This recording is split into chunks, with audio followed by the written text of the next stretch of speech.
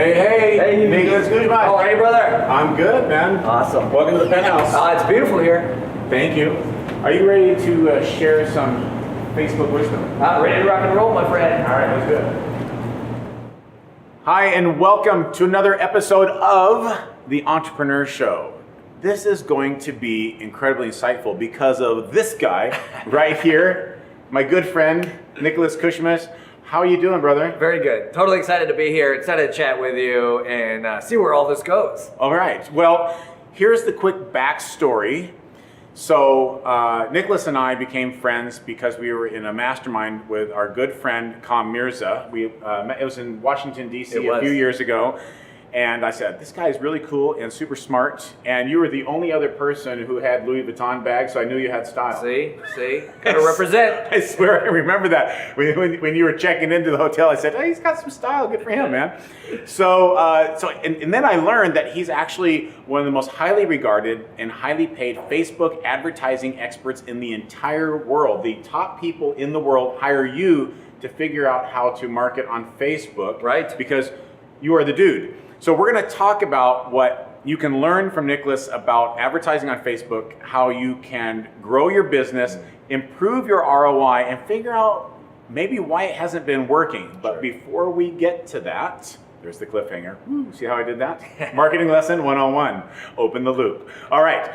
We're going to talk about your backstory, how you got into entrepreneurship, because everyone has this interesting entrepreneur creation story. So what is it for you? I wish I could say I was born with this fantastic aspiration with DNA for entrepreneurship and all that.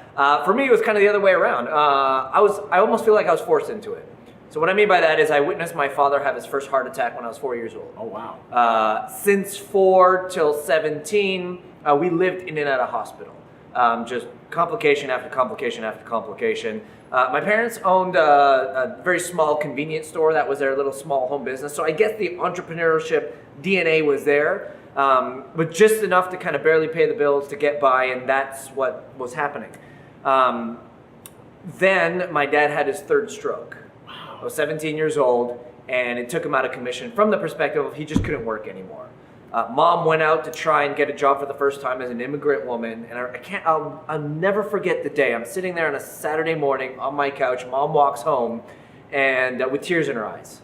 And I said, Mom, what happened? She didn't want to tell me, of course. You don't want to be vulnerable in front of your kids. I said, Mom, what happened? And she said, I just went for a job interview to fold clothes at a laundromat, and I didn't get the job because I couldn't speak English well. And right there at 17 years old, I said, I'm not going to allow this to ever happen again. And something inside of me said, I've got to figure this out. I don't know what this was, but I'm going to figure this out.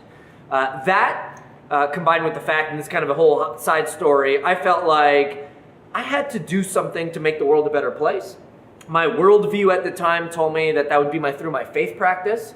So simultaneously at 17 years old, I made a commitment to take care of my family somehow, whatever that meant, and B, start pastoring a church. So I started my own first church when I was 17, and I made the commitment, I am not going to take a salary from the church, so how am I going to figure this all out? So that was the foray. I was back against the corner. I had to support my family as an only child. I had to be the primary breadwinner and figure the whole game out, and that was the beginning. Wow. You're actually the second guest that I've had that started in ministry. Wow. I never thought that would be the case for the Entrepreneur Show, but maybe a trend is emerging here. Maybe. Who knows? So that had to be tough. And by the way, so your family is from Ukraine. So my dad's from the Ukraine, my mom's from Korea. From Korea, okay. And you live in Toronto. I do. Born and raised. But you're a citizen of the world. I am. So what are some of the setbacks along the way? Because now you're doing very well, but what are some of the big ones? And also I think that the lesson I wanted to share here is you can overcome those challenges, that adversity. Yeah, the setbacks are unending. I mean, I feel like there's this kind of perception out in the marketplace where like, hey, once you've made it, you've made it. And the challenges go away. No. I don't know what world people are living in to believe that. But the setbacks were incredible. I mean, Dad was sick, obviously, so I'm forced to try and figure this out. All the while I'm trying to pastor a church and ensure that Dad doesn't pass on me. So I'm spending every single day in hospital because he has renal kidney failure. It means 3 days a week I'm in hospital by his side, 4 hours a day, watching his blood be taken out of his body, put a machine, and put back in it. He had to be pretty young during this time. But he had me a little later in life, so he had me when he was about 50. Okay. So he was in his 60s or 70s-ish. Okay. But I mean, I was dealing with that. I was dealing with the fact that mom was, having a hard time finding work. I was dealing with the fact that I was pastoring a church. And look, all hell was breaking loose all around me. There's this weird belief that, hey, it's really easy to make this entrepreneur thing work. And for me, it was literally failure after failure after failure. Hey, I tried this internet marketing thing. I tried affiliate marketing. I tried writing an ebook and selling the ebook. And literally, it was failure after failure. And I think the greatest struggle of it all was just a shock to my confidence. It's that incredible negative feeling when you wake up and you're like, maybe I can't figure this out. Maybe it's not worth trying to figure out. Maybe people, so you have some self-doubt. A ridiculous amount, and I think that's what perpetuated all the difficulties. Because then, once you lose your confidence and you have all this self-doubt, you're like, should I try that? Should I not? Will it ever work? I remember asking myself that every single day. Will this ever work? And everyone will come by and like, oh, you got this, and like, you don't understand. Like, my life and my family and everything is on the line here. So, the combination of dad being sick, me trying to figure this all out, failure after failure after failure, the self-doubt, like all of that was just a heavy, heavy, heavy burden for so many years. And trying to figure it out and navigate through it was quite the challenge. How many years do you think it was from the inception of entrepreneurship to the point where you said, this will be my life, it is going to work, although I may have some setbacks, I'm here? God, it had to be like 10 to 14 years. Like literally of doubting myself every single day, to kind of bring closure to the idea. So 14 years as a pastor, doing an internet marketing hustle on the side to pay the bills. I decided to step away from that. And I thought I was going to take a year break. And I'm like, you know what, for this year, I'm going to focus on entrepreneurship. I'm going to focus on really making this work. I didn't know if it would. My fiance at the time, now my wife, was like, you know what, I got your back. Take the year to figure this out. Took the year, started working it out, and all of a sudden, I think like the 14 years of perseverance and dedication and knowledge and all of it kind of coming together, and then basically burning my bridges and saying, you know what, there's nowhere to go but forward. I'm going to do this or die. All the culmination of that, 14 years later, I said, I'm going to do this. I'm going to make this work. Still some self-doubt, but things started to piece together, and I started to recognize opportunities. I started working smarter rather than harder. Very hard too, but like making intelligent decisions, not chasing the next shiny object, and then the pieces started to fit. So let me ask you about the shiny object thing, because oh God. I know it's so funny that we all have to talk about that, and I don't know if it's just that entrepreneurs tend to be more ADD, ADHD, whatever, it's a label, and I know sometimes that's good and bad, and I get all that. Yeah. We as entrepreneurs tend to get excited about the next best, biggest thing too early when we should be focusing on the thing that is starting to gain momentum. And, and I can be fully transparent and honest and say that has probably been the thing that has held me back from greater levels of success. Sure. Is saying, oh, but then now I want to go do that. And I'm thinking, I'm already doing well with this. It's already making money. Why don't I scale this and grow what already is working? Because the foundation is there. Yeah. So what do you do? Yeah, I'm so glad you asked this question, because I had an actual experience where I walked into a very expensive mastermind group. We paid $25,000 for it. Wow. And usually when you pay that kind of money, like you're like, I'm going to max out every last minute of opportunity that comes here. There's another gentleman by the name of Carl who was there at the time. He walked in, we're sitting in the first session, something was shared, and about 5 minutes into the first day of session 1, he walks out. 5 minutes. And he's like, I'm going. I said, what do you mean you're going? Going where? Yeah, where are you going? What, to the restroom? Like, what's going on here? I later caught up with him, and he said, I got my idea for this quarter. I'm done. Because if I stay longer, I'm going to be distracted.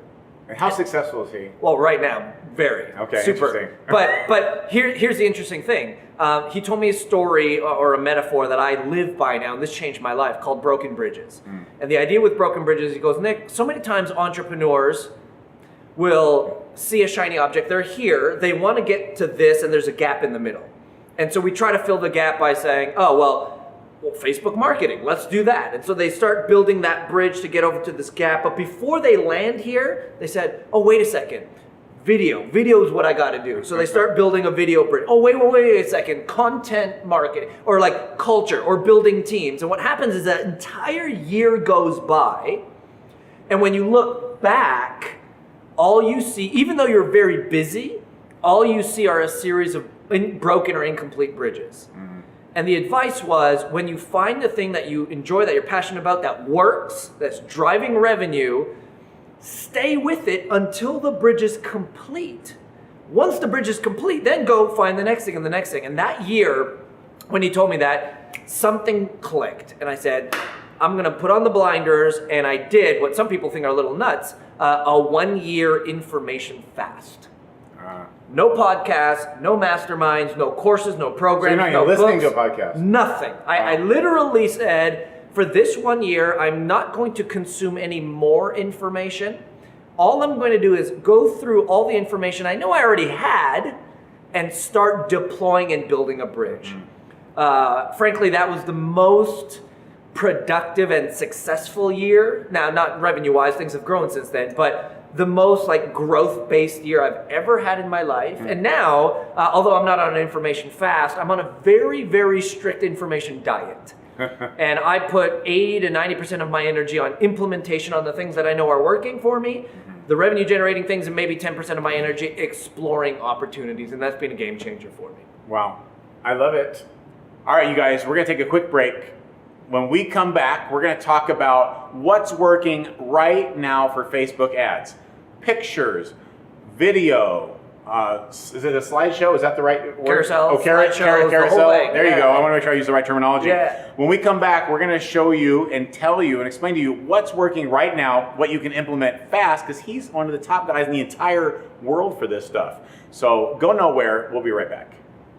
Hi, my name is John Spencer Ellis, and I want to help you reach all of your personal, professional, physical, and financial goals.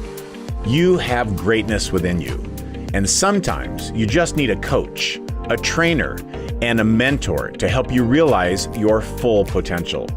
Since the age of 12, I have immersed myself in the study and practice of maximizing human potential, physically, mentally, personally, professionally, and financially. I believe you and I have so much to offer, to experience, and to give to the world. It's time for you to step into your brilliance and shine like you're supposed to right now. I invite you to learn how I can help you reach your goals and dreams. Thanks for your time. Welcome back to the Entrepreneur Show. My guest is Kusmich.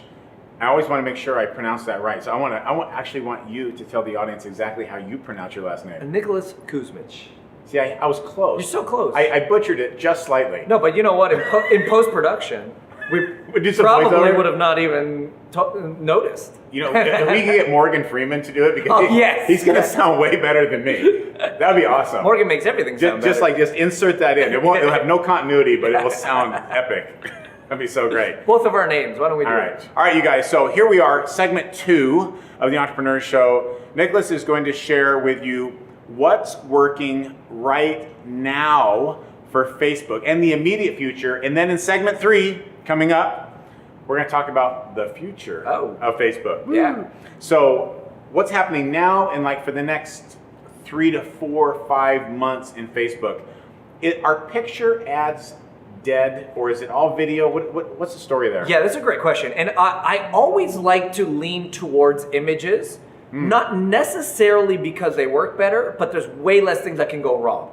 So my general rule of thumb is, hey, like if you're phenomenal on camera, or you have a great video setup, or you know how to like pick the right type of video, I would lean more towards video than images, because obviously video is the future and the present. Like this is video, for goodness sakes, right? But what I tend to find is if we're going to split test an image versus a video, 8 times out of 10, the image will outperform, only because, again, less things to go wrong. I mean, so you got to remember the mindset of the general Facebook user.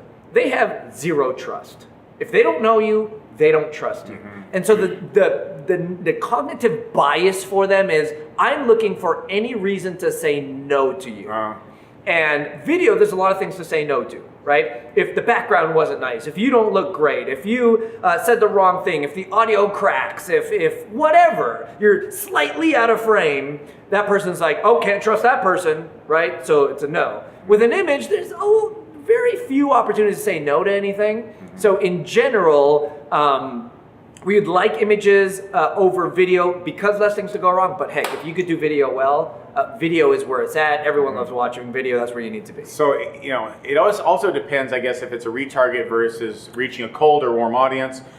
In general, if I exclude all the other factors, in general, I will get a lower cost per click with an image, but fewer people see the ad with an image. Sure. Would you agree with that? Yeah, and again, anyone who pretends to understand the Facebook algorithm is a liar, and the algorithm's always changing, right? So you don't know. But what I do want to emphasize the point is, I believe that 80% of the success of your ad is going to be your creative, meaning your video, your image. This will make or break you could be the best copywriter in the world. You could have the best targeting in the world. You could bid like a ninja with some secret bidding strategies. You could do all of that. But if your creative misses the mark, right, it's a scroll by. You have whatever number of seconds, that's a scientific term, to literally have someone, like, as they're doing this at warp speed, to capture their attention for them to read the rest of that. And so your creative needs to be the focal point of your actual ad conversation. Well, if you guys, when you watch the opening sequence of this show, look at the first 5 segments. It's a time lapse of the, I think originally we set up this time lapse camera in this direction, an inferior angle coming up, and it pushes in as it does a time lapse. So it has a distortion of time. You see a lot of things that happen very quickly, and it gets even a little distorted at the end. It gets a little elongated, almost like you're entering the Matrix. And also the music has a crescendo. And so we're doing all that intentionally in the first few seconds. So you go, oh, wait, hold on. What's this? If you're not yet aware of what we're doing, because we need to pull you in just long enough to say, oh, wait a minute, this might be something of interest. Yeah, the whole point of the creative is to capture attention.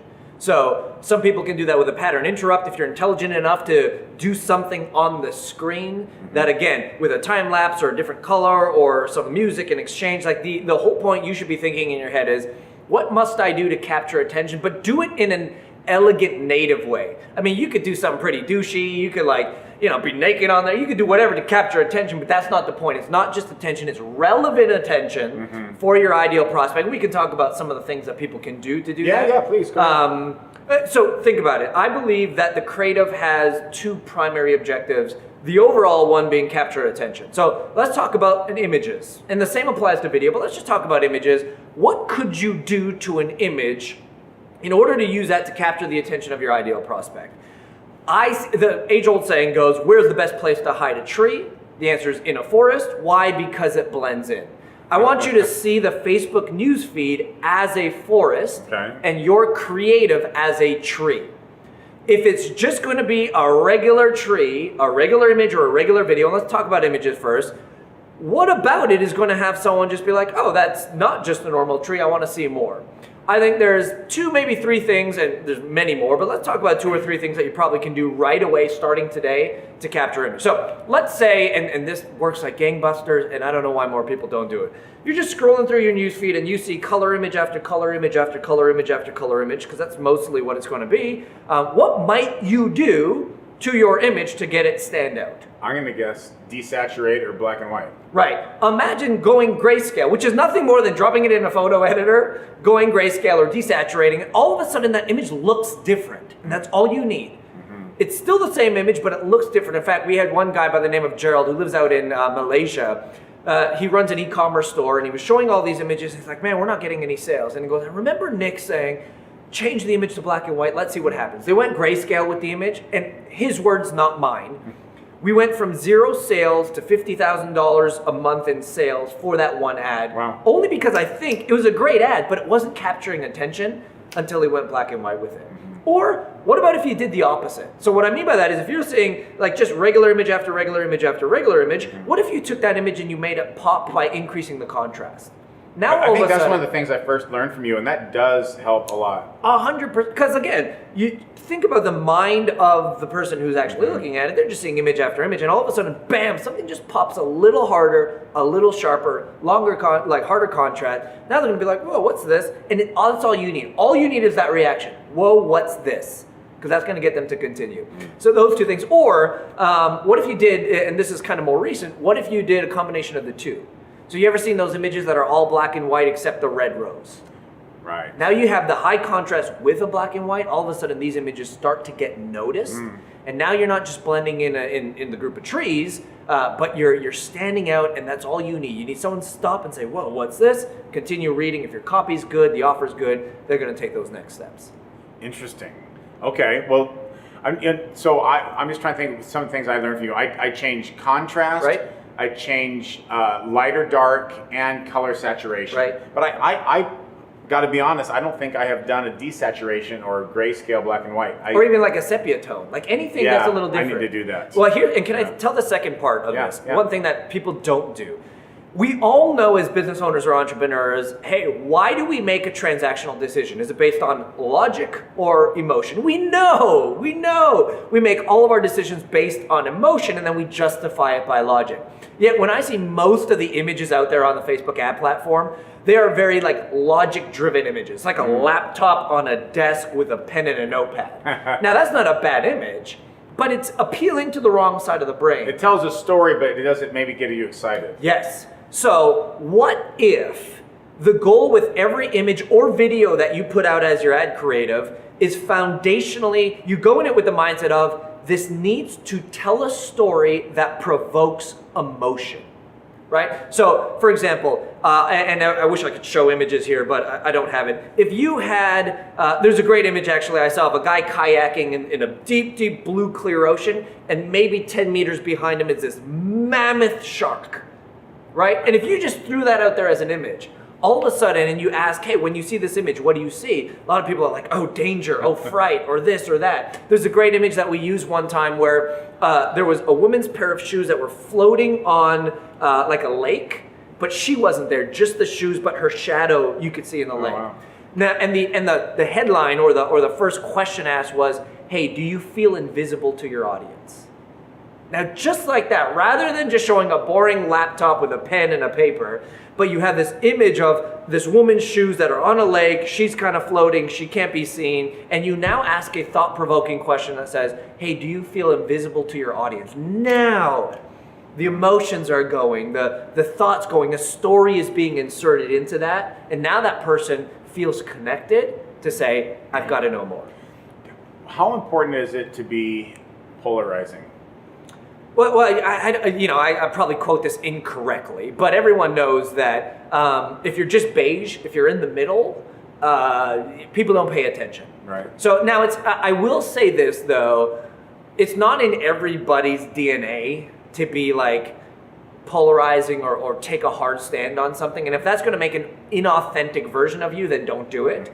But I believe the more you can be absolute about something, you're like, this is how it goes, this is what it is, or I'm picking this angle or this angle, you're going to get people who love you and hate you. The ones who love you are going to want to interact with you more. The ones who hate you are going to talk about you anyways. And they're not going to buy your stuff. They're not going to buy your stuff, but they're going to share it and like, check out this guy. You know, the old adage goes, any publicity is good publicity. There's some truth to that. So I am a big fan of taking a hard stand and kind of polarizing audiences. So you have lovers and haters. Well, I'm trying to think how I'm going to misquote myself here, so I have to be careful, which is not a good thing to do. Who do you remember and admire and think of as a leader or a visionary or a maven, whatever word you want to use, that is not to some degree polarizing or extreme? Yep. Even if you can't stand them, you still know who they are. And I think some people are so afraid to differentiate because they go, but I just want everyone to love me. Right. Not everyone's going to love you. It's just the way it is. Even if you're a nice guy. Yeah. Yeah, I think you bring up a great point. One of the greatest detriments to businesses using Facebook ads is being super general and super beige. Like if you just beige, like, hey, let me show you how to increase your business. God, everybody's saying that. Nobody, even though the ideal prospect might want that, they're not being like, yes, I want that. But if you take an aggressive stand, you're very specific, you're not general, and you're not beige, you're gonna just shine black or white, you have much higher probability that people come behind you, align themselves with you, which brings up kind of a great last point. I believe rejection marketing is just as important as attraction marketing. Describe that. So attraction marketing basically is what everyone talks about. It's like, how do I find my ideal prospect and attract them to me? How do I say whatever I need to? How do I be the happy person so that like they align with me? But just as important, you want your non-ideal customers and prospects to be like, I hate that person. I don't want anything to do with that person, because the rejection marketing, essentially having the people who are not aligned with you say no to you, is going to save your costs. Now you're not just generating general leads or customers. And they were never going to buy from you anyway. Never. Okay. But it also makes the people who do like you and follow you be even more loyal to you. Because it's that, us against them mentality. Exactly. And they feel like, this guy gets me. We don't like those enemies either. So we're on the same page. Like I think people don't put enough emphasis on rejection marketing and put too much on attraction marketing. And I think there needs to be a balance of both. So there's a lot of people who watch this show because of my background that are in the fitness industry. Sure. So if, let's just say, I mean, because the fitness industry can be, and this is just a quick example, but think about your industry, how this would apply to you. But a lot of people are familiar with the fitness industry, a lot of my audience is in the fitness industry. So let's just say there's like someone who does holistic, spiritual, energy healing yoga. Boy, that would be fun. It actually sounds very relaxing to me. And then there's someone who likes mixed martial arts conditioning. Sure. Very extreme. Right. Although the MMA guys could probably benefit from some of the chill stuff too to recover. Right, sure. For what I do, because of my business is so diverse, I make sure that the colors are different. Yep. The fonts are different.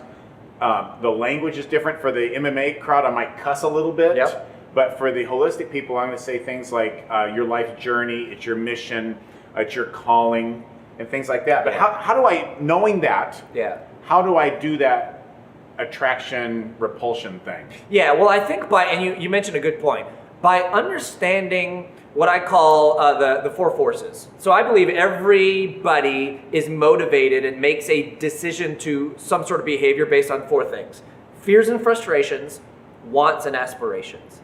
And once you understand the fears, frustrations, wants and aspirations of your ideal prospect, and you understand the actual jargon and lingo and culture that's being cultivated in that space, you want to be very clear about how you say what you say, the tone you say what you say, the colors that you say, how you say what you say. All of that matters, because again, that is going to be, for the MMA guy who's saying the softer colors and the life journey and the spiritual bliss, they're going to be like, forget this. But that's rejection, right? Yeah. They're not going to come through your space, and they're not going to waste your time or anything like that. Whereas the person who's in that space are going to be like, and here's kind of another writer down or takeaway. A good message is when your ideal prospect not understands you, but a good message is when your ideal prospect feels understood by you. Yes, I would agree. Yeah. Big difference, because most people, business owners, when they're communicating through their marketing, are basically like, hey, I just want that person to understand what I'm saying. That shouldn't be the goal. Your goal should be, I want my ideal prospect to say, that person gets me. And because of that, I'm willing to spend more time and effort and money on their programs, products, and services. Because one of the things that entrepreneurs don't understand, and I've got to remind myself of this every single day, is that nobody gives a shit about me or my products. Nobody wants what I have to sell. But they do want a desire. They want an outcome. They want a feeling that's attached to an outcome. And so, I mean, and brands like Apple do this great. Like if you watch an Apple ad, you very rarely see the actual device that they're selling in their ad, because they realize nobody really just wants another smartphone. They want lifestyle. They want a connection. They want representation. So I think as long as you remember that people don't want what you have, but they do want the result that what you have could bring them, and you emphasize that in your communication. That you just provide the solution which ends their pain or provides the, it takes them to the goal line. Yeah, and you will see far better results in all of your marketing efforts if you focus on that. All right. Go nowhere. We're going to be back in just a second. We're going to talk about the future of Facebook. With this guy right here, Nicholas Kusmich. All right, stay with us. Be right back. Hi, my name is John Spencer Ellis, and I want to help you reach all of your personal, professional, physical, and financial goals. You have greatness within you, and sometimes you just need a coach, a trainer, and a mentor to help you realize your full potential. Since the age of 12, I have immersed myself in the study and practice of maximizing human potential, physically, mentally, personally, professionally, and financially. I believe you and I have so much to offer, to experience, and to give to the world. It's time for you to step into your brilliance and shine like you're supposed to right now. I invite you to learn how I can help you reach your goals and dreams. Thanks for your time. Welcome back to this final segment of the Entrepreneur Show with Nicholas Kusmich. And I pronounced your name perfectly that time. That was really good. See, it only took the third time. It's incredible. My entrepreneurial journey is complete. Morgan Freeman, you ain't got nothing on John Spencer Ellis. Oh, come on now. Morgan is incredible. So would that be great if I get him to do the opening sequence for this show? Gosh. It would. Everyone would tune in just to hear Morgan. Just for the voice. It'd be so good. All right, you guys stick around for the whole show, because now, in this last segment, we're going to talk about the future of Facebook advertising. Things change. Here's the thing, too. A lot of our mutual friends, people that are super heavy hitters in the entrepreneur, online marketing, e-commerce space, a lot of them are going to other platforms. Sure. A lot of them are trying to figure out the changes in Facebook, but Facebook is still the king. Sure. It is, and it probably will be for a very long time. What's happening? What's evolving? Yeah.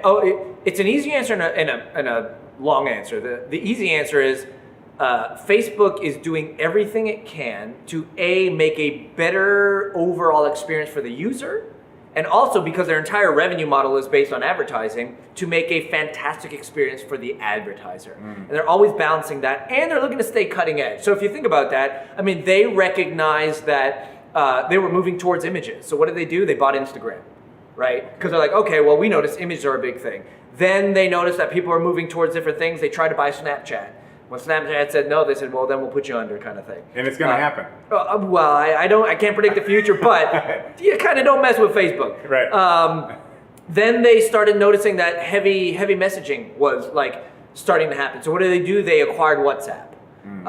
Then they said, you know what, we want to be the best video platform in the world, and so they're competing head-to-head against Google and YouTube on that. So how specifically are they doing that? Is that video in the news feed, or is it going to be this new watch? Well, so you see the evolution, right? Yeah. All of a sudden, where there was very little video in the news feed, now, God, video. It's more video than images. And then they're like, well, wait a second, we've got to create a platform now where producers, and I think the play is, let's take some people off of YouTube, let's take these heavy content people off of YouTube and put them on Facebook because we can get bigger reach. So they started Facebook Watch, and they started rolling out literally production level shows. I heard the budget's huge for them. And they're handpicking some, and it's growing and growing and growing for Facebook Watch. What did Instagram do? Instagram TV. Out of nowhere, Instagram, obviously a Facebook product. So what I love about it, again, I wish I had a crystal ball and I could see the future, know exactly where it's going. I don't. But Facebook is intelligent to understand trends that are happening, where people are moving. And I think if we could summarize Facebook's future and you as a business owner and how you can capitalize on that, we're moving back to kind of establishing conversational type marketing. That's why they put a heavy emphasis on the chat bots and chat and all that stuff. Now, I think some people are doing this incorrectly, but the point is, for so many years in marketing, it was like ad, web page, buy. Ad, web page, buy. And people were like, well, wait a second, we're human beings. We need human interaction.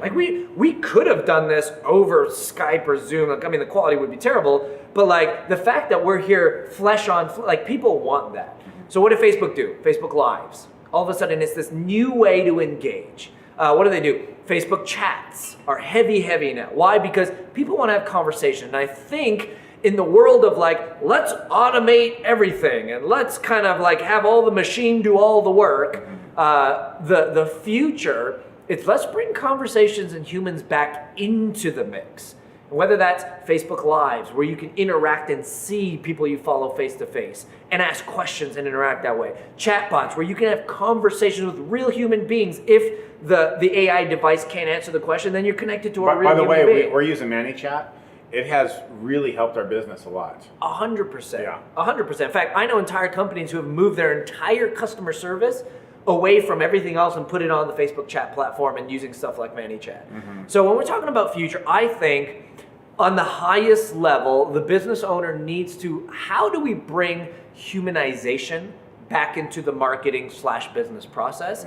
And the tools are going to come. It's the messengers, it's the SMS. I just came back from a conversation where the latest and greatest advancements in marketing are around ManyChat, are around SMS text, are around Facebook conversations. It's this idea of how do we have conversations with real human beings on multiple platforms in order to kind of rehumanize business and rehumanize the marketing experience.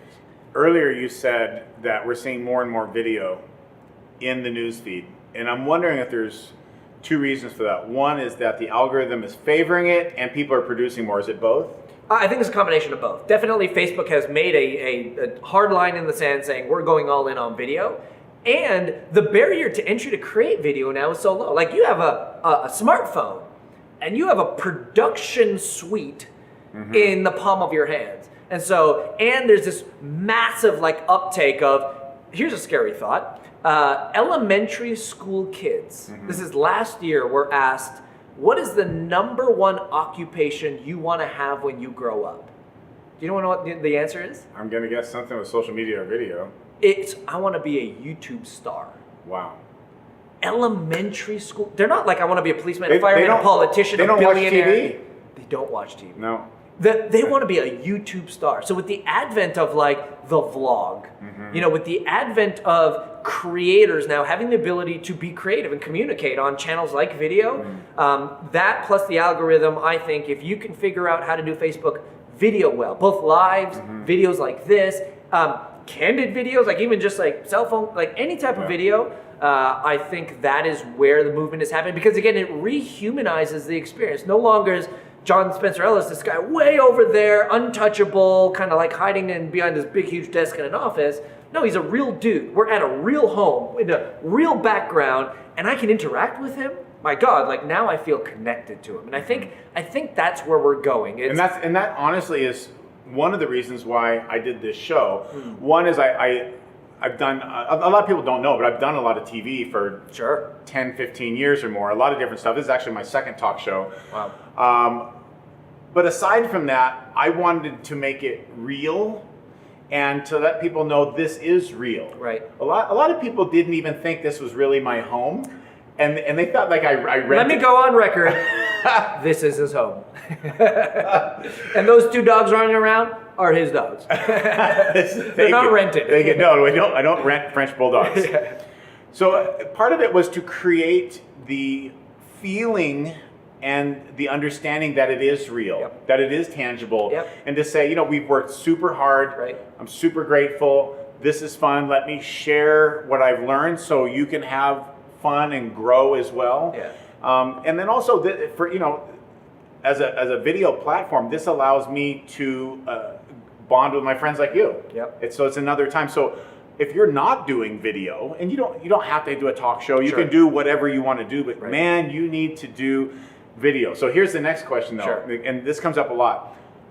A lot of people are self-conscious about being on video. Yes. They don't feel good. And let me just give you guys, you can't see it because we have everything set up here, but there are 1, 2, 3, there's 4 lights, and there are 3 cameras and 3 microphones. And a makeup artist. And a lot of cords and wires. And 2 people manning cameras. So you don't always have to do this stuff, but that's why you can also elevate it if you choose. But a lot of people don't want to get on camera because they don't feel confident about the way they look. Look, I didn't look like this. I had eye surgery 3 weeks ago. I actually have black eyes, but the makeup made it go away. You don't see it right now. What a sexy beast we got right here. Woo! Not the point. Not the point. But you can do things to make yourself look better and feel better and all that sort of thing as well. But what do you say when someone doesn't feel super confident, or they don't want to go on camera, they don't want to do that, but yet they know this is where the future is? Yeah, I think there's two things that people have to realize. Number one, the greatest, and this is the underlying premise. I believe that every transaction on the internet, not every, most transactions on the internet will happen because of what I would call resonance. Mm-hmm. I mean, am I the only person who does what I do? I don't think so. I do it the best. This is true. But no, am I the only person who does what I do? No, but I think anyone who's willing to transact with me is because they feel like they resonate with me. Mm-hmm. So if you know that to be true, then that makes video a lot easier, because now all you have to do is be you. Mm-hmm. You don't have, I mean, if you can't do the lights, here's one of the worst things I see people do on videos, because they believe like, oh, I've got to put on a show now. I've got to put on a mask, and I got to be the guy or the gal that I not really am. So first and foremost, you just have to be you, because there are people out there who are going to be like, I love that person. I love that personality, the quirkiness of that person, or the things that they say, or the way that they say it, right? And if you look at a lot of people on social and doing videos, I mean, they're not always the most attractive or the smartest or the most articulate and well-spoken. They're not those things. But we follow them because we feel like we're connected to them. So that's number one. They have value to add. And they have value to add. And then secondly, there's no way around it. Practice makes progress. I was having this conversation the other day because I shoot daily videos for my membership community. And they're like, man, you're really good at that. I'm like, that's only because I do it every day for the last however many years. The first time I was like, and you know. I was terrible. And you look at your own image instead of like the camera lens, and your eyes go back and forth, and like it's just a mess.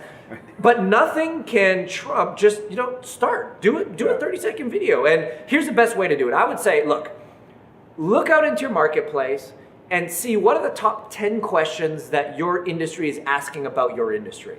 What are the top things? And then shoot 10 one-minute videos answering those questions. My God, overnight, you become perceived as an authority because A, you're providing value, B, you've proven you understand what the market is asking for, and C, you provide an answer. And you've done this by doing nothing more than holding up your cell phone and shooting a 1-minute video of answers you already have in here because of what people are asking. I mean, it's the easiest way to get going and get started. And the fact that you answered their question that they had lets them know you care. Yes.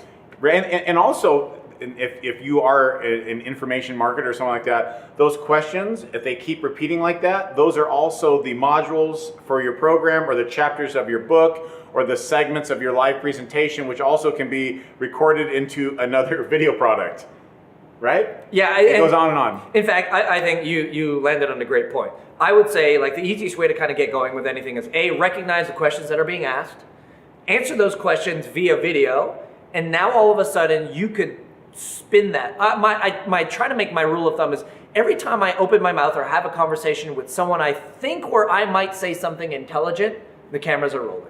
Because you never know if you're going to share something great. And once you have that, that is a course. That is a book. That is a blog post. There's so much that could come from that I think if people just get used to answering questions on video, anytime they're in a conversation with a great fan where they might be answering something intelligent, roll the cameras and you'll be surprised at what could come of that. It might even be someone else's query about that and say, you know what, I found that interesting when I saw you on video talking about XYZ. Yep. Would you be willing to come to my group and talk about XYZ? Come to the group, get on a podcast, do an interview. The opportunities are endless, and the only thing holding anyone back is just being afraid to run up the camera, talk to the lens, and answer some questions. And remember, if the people don't like you and made fun of you, it's their problem. They were never going to buy from you anyway, and you're already one step ahead because you're doing it and they're not. So there you go. There you go. What's crazy to me, I'm going to wrap it up with this, is nearly every show we talk about dealing with haters and some type of insecurity or frustration or doubt that people have because of that, and it's really unfortunate. And I think Chris Record said it well. He says it's easy for us to say just get over it, but it hurts. It's not always easy, but you still need to move on and just use that fuel for your fire to build whatever you're going to build. So that's it, you guys. You made it all the way through 3 segments of the Entrepreneur Show.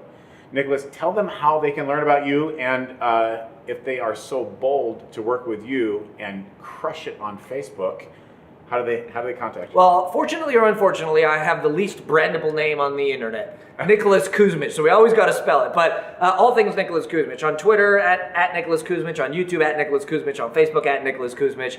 NicholasKusmich.com. I mean, we have, whenever you're ready, there's multiple ways that we can kind of help you out. We have a brand new book out that's great called Give. You can kind of get introduced to our world. We have some membership programs and all that, but the best thing to do is find me on Facebook. I'm the only Nicholas Kusmich on the Facebooks. I love to connect with people. PM me, write me, connect on Facebook, and that's the best way where we can kind of build a conversation, have a relationship, and then see if we can help you in any way. Cool. All right, you guys, that's it. Thank you again for joining me and Nicholas. We appreciate you. Have a wonderful day. Thanks.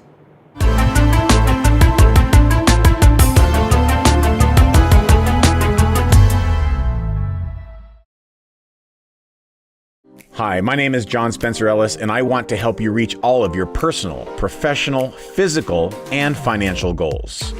You have greatness within you, and sometimes you just need a coach, a trainer, and a mentor to help you realize your full potential. Since the age of 12, I have immersed myself in the study and practice of maximizing human potential, physically, mentally, personally, professionally, and financially. I believe you and I have so much to offer, to experience, and to give to the world. It's time for you to step into your brilliance and shine like you're supposed to right now. I invite you to learn how I can help you reach your goals and dreams. Thanks for your time.